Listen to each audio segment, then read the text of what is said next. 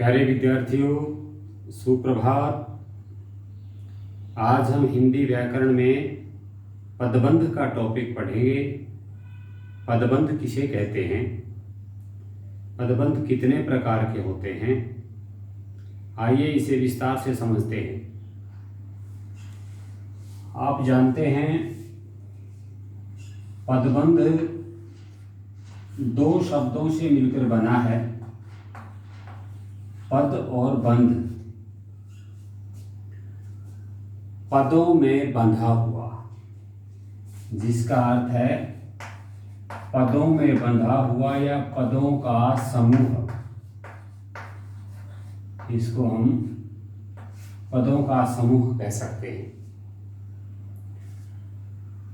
अब इसकी परिभाषा क्या होगी? पदों का वह समूह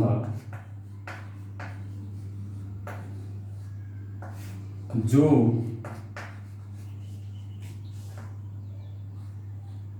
एक व्याकरणिक, ध्यान देंगे, व्याकरणिक इकाई।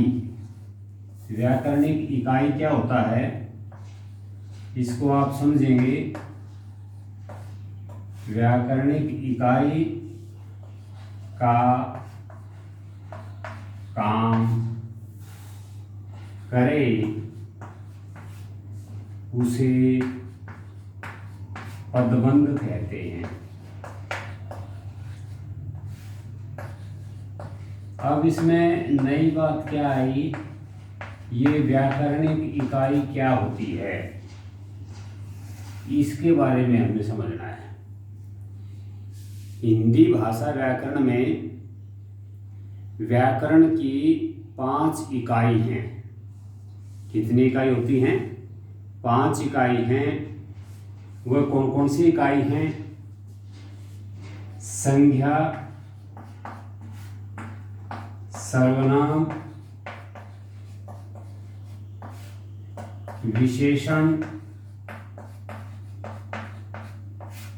क्रिया और क्रिया विशेषण। ये 5 इकाई हैं। इसको अव्यय भी कहते हैं। क्रिया विशेषण को क्या कहते हैं? अव्यय भी कहते हैं, क्योंकि ये परिवर्तित नहीं होते। ये शब्द जो होते हैं ये एज इट इज रहते हैं, कहीं भी इनका यूज करें ये बदलते नहीं हैं, इसलिए इनको अव्यय भी कहते हैं। अब ये जो 5 व्याकरणिक इकाई, इसका मतलब ये है कि कोई भी शब्द जब पद बनता है, मतलब जब वाक्य में प्रयोग होता है या उसके साथ कोई विभक्ति चिन्ह या कारक लगता है, उस समय वह पद या तो संज्ञा होता है या सर्वनाम है या विशेषण है या क्रिया है या कोई ऐसा अव्यय है, ऐसा क्रिया विशेषण है जो कभी अपना रूप नहीं बदलता। तो पदबंध हम किसको कहेंगे?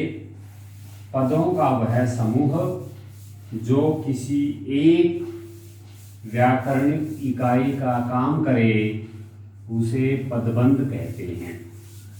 ठीक है। अब बात आती है पदबंध कितने प्रकार के होते हैं। पदबंध का हमने अर्थ पढ़ा और अब हम पढ़ेंगे इसके भेद या प्रकार। पदबंध के 5 भेद होते हैं। कितने भेद होते हैं? 5। यदि हम इसको एक डायग्राम में बना के देखें, चित्र में बना के देखें, तो हम यहाँ पदबंध लिख सकते हैं। पदबंध, और इसके 5 हिस्से हम कर देंगे। मतलब एक,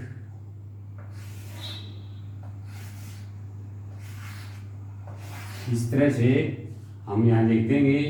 पहले जो हमने व्याकरणिक इकाई बताई थी, वही व्याकरणिक इकाई, वही भेद हैं।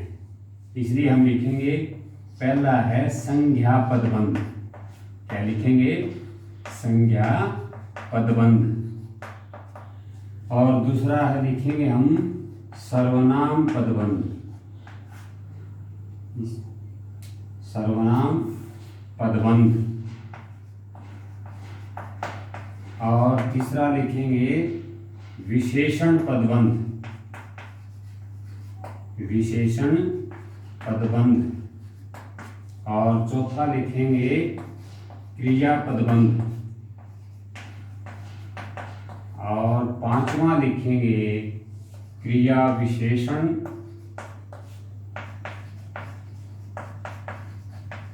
या अव्यय पदबंध। अव्यय पदबंध। ये हमने 5 भेद पढ़ेंगे। पेपर में कई तरह के प्रश्न आते हैं इस टॉपिक के। पदबंध किसे कहते हैं? पदबंध कितने प्रकार के होते हैं? संज्ञा पदबंध किसे कहते हैं? एक उदाहरण लिखें। इसी तरह से सर्वनाम पदबंध किसे कहते हैं? उदाहरण लिखें। पांचों की परिभाषाएं और एक एक उदाहरण पेपर में पूछे जाते हैं। एक तो ये प्रकार है प्रश्न पूछने का। और दूसरी तरह के प्रश्न आते हैं, कोई वाक्य दे दिया जाएगा और उस वाक्य में रेखांकित कर दिया जाएगा। उस वाक्य में किसी शब्द को अंडरलाइन कर दिया जाएगा, किसी पद को अंडरलाइन कर दिया जाएगा। उस पद के बारे में बताना है कि इसमें कौन सा पदबंध है। आइए हम इसका उदाहरण सहित अध्ययन करेंगे। सबसे पहले संज्ञा पदबंध। जो हमने पदबंध की परिभाषा पढ़ी थी, पदों का वह समूह, ये पढ़ा था। तो आगे जो हमने लिखा, जो एक व्याकरणिक इकाई का काम करता है। तो अब हम करेंगे पदों का वह समूह। संज्ञा पदबंध में क्या लिखेंगे? संज्ञा पदबंध, इसमें यही लिखेंगे पदों का वह समूह। पदों का वह समूह जो, अब जो लिखा था ना, एक व्याकरणिक इकाई। व्याकरणिक इकाई कौन सी? चाहे संज्ञा है, सर्वनाम है, विशेषण है, क्रिया है, क्रिया विशेषण है, इनका काम करे। तो अब हम लिखेंगे जो संज्ञा का काम करे। जो संज्ञा का काम करे उसे संज्ञा पदबंध कहते हैं। संज्ञा पदबंध कहते हैं। आसान परिभाषा है। यदि हम यहाँ सर्वनाम पदबंध लिखें नंबर 2 पर, तो हम उसकी परिभाषा लिखेंगे पदों का वह समूह जो संज्ञा की जगह हम सर्वनाम कर लेंगे। जो सर्वनाम का काम करे उसे सर्वनाम पदबंध कहते हैं। इसी तरह से क्रिया पदबंध, विशेषण पदबंध और क्रिया विशेषण पदबंध, पांचों की परिभाषाएं सिर्फ इसमें संज्ञा के स्थान पर वो नाम बदलने हैं। जैसे क्रिया विशेषण पदबंध किसे कहते हैं? तो आप लिखेंगे पदों का वह समूह जो क्रिया विशेषण का काम करे उसे क्रिया विशेषण पदबंध कहते हैं। पांचों परिभाषाएं होगी। अब हम इसका उदाहरण समझेंगे।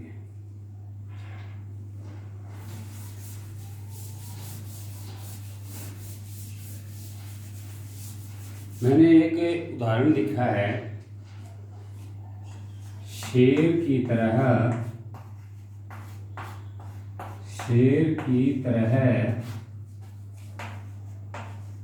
दहाड़ने वाले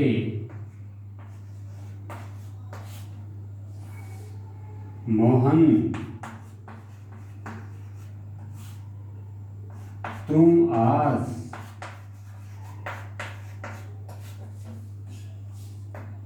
डर क्यों रहे हो? डर क्यों रहे हो। एक वाक्य मैंने ये लिख दिया। पेपर में आपको ये इस तरह का वाक्य मिलेगा और उस शब्द पद के नीचे अंडरलाइन मिलेगी। उदाहरण के लिए मैंने अंडरलाइन कर दिया वाले तक या मोहन तक, यहाँ से लेके मोहन तक, या तुम तक भी कर सकते हैं, यहाँ तक आज तक भी कर सकते हैं, यहाँ से लेके यहाँ तक भी कर सकते हैं, और पूरे का पूरा भी कर सकते हैं। ठीक है। अब आपने ये देखना है कि वो रेखा कहाँ तक खींची हुई है, किस पद पर वो रेखा खत्म होती है। अब देखिए, सबसे पहले हमने देखा कि एक ये अंडरलाइन कर दी मोहन तक है।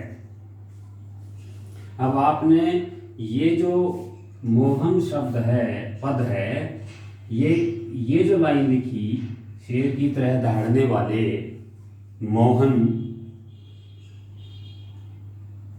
अब हमने सिर्फ इसका परिचय देना है। मोहन संज्ञा है, सर्वनाम है, विशेषण है, क्रिया है, क्या है वो देखना है।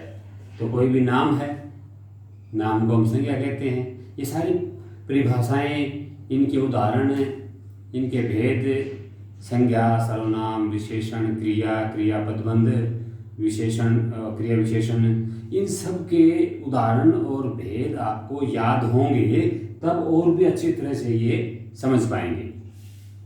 मोहन संज्ञा है तो हम यहाँ लिख देंगे, ये जो अंडरलाइन किया हुआ था मोहन तक, यहाँ इस वाक्य में संज्ञा पदबंध है। और यदि यही लाइन खींची हुई है और यहाँ तक अंडरलाइन किया हुआ है, तो हम जो अंडरलाइन जहाँ खत्म होती है वहाँ देखेंगे, इनको नहीं देखेंगे। ये तो पदों का समूह है, इसके लिए प्रयोग हुए हैं। जैसे ये सारे पद इसके लिए प्रयोग हुए थे, इसी तरह इसके लिए ये सारे पद प्रयोग हुए हैं। तो हम अब इसको देखेंगे। मुख्य ये है, मतलब यूँ भी समझ सकते हैं कि वाक्य में इस तरह के जो पदबंध होते हैं उसमें एक तो मुख्य होता है, मुख्य पद होता है, और आश्रित पद है।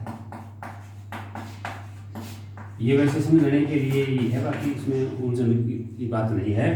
एक तो मुख्य पद कौन सा होता है, जहाँ अंडरलाइन किया हुआ वो, और उसके लिए जो शब्द प्रयोग किए गए हैं वे सारे आश्रित पद हैं। ठीक है।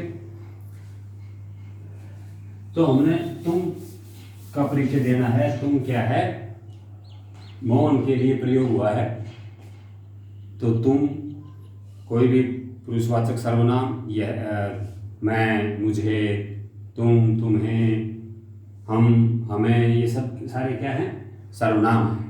तो यहाँ तुम सर्वनाम पदबंध है।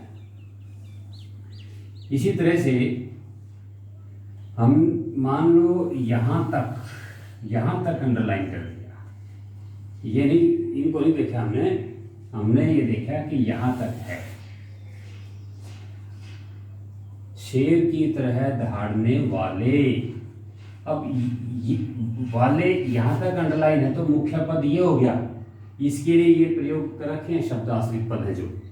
अब वाले, वाला, वाली, इस तरह के जो हैं ये सब विशेषता बताते हैं।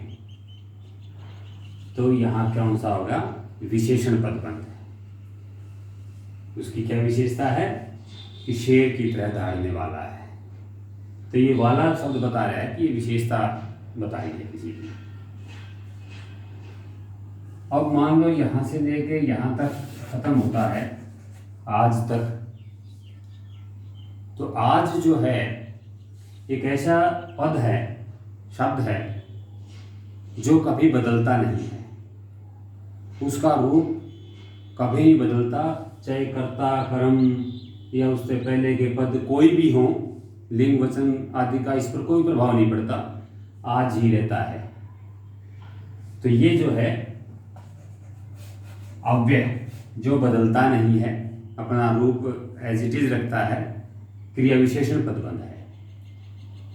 ठीक इसी तरह से यदि हम पूरे का पूरा अंडरलाइन कर रहे हैं, पूरा का पूरा अंडरलाइन का मतलब ये है भाई आखिर तक रहे हो, डर क्यों रहे हो, आखिरी जो पद हैं वे क्रिया बताते हैं। वाक्य में जब अंतिम जो पद होते हैं वे क्रिया के होते हैं, तो ये जो है सारे के सारे क्रियापद बन रहे हैं। ये रहे हो, रहना, लीव वाला रहना नहीं है, ये इसके लिए प्रयोग किया है। मुख्य वर्ग जो है, मुख्य पद जो है डरना है, तो क्रिया पदबंध हुआ या। तो इस तरह से हमने ये पांचों प्रकार के पदबंध एक ही उदाहरण में समझने की कोशिश की।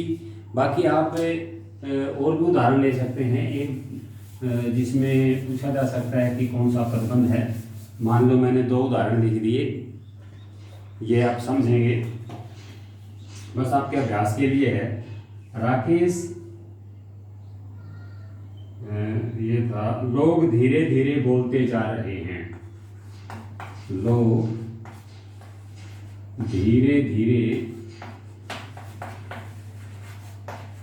बोलते जा रहे हैं।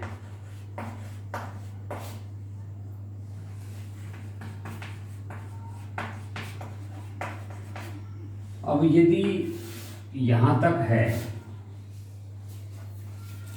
तो फिर अंतिम वाक्य, अंतिम पदों तक है, फिर तो हम क्रियापद पदबंध कहेंगे, चाहे समझने की भी जरूरत नहीं है, क्योंकि वाक्य में जो है अंतिम पदों तक क्रिया होती है। ठीक है। और यदि इसको हम यहां तक रखते हैं तो फिर ये देखते हैं, लोग धीरे धीरे बोलते जा रहे हैं, तो ये जो क्रिया है इसकी विशेषता बताई, धीरे धीरे। धीरे धीरे एक ऐसा शब्द है जो अव्यय है, बदलता नहीं है। इसका रूप बदल के देखेंगे, नहीं बदलेगा, यूं ही रहेगा। चाहे यहाँ मोहन, गीता, सीता कोई भी हो, धीरे धीरे यहाँ बदलेगा नहीं। अव्यय पदबंध, क्रिया विशेषण पदबंध। मतलब ये देखना है हमें कि वाक्य में किस पद तक रेखा खींची हुई है, उस पद का हमें परिचय देना है, उस पद का पदबंध बताना है। ठीक है, इसका अभ्यास करेंगे। बाकी कल हम विकारी शब्द और अविकारी शब्द पढ़ेंगे। Okay, thanks.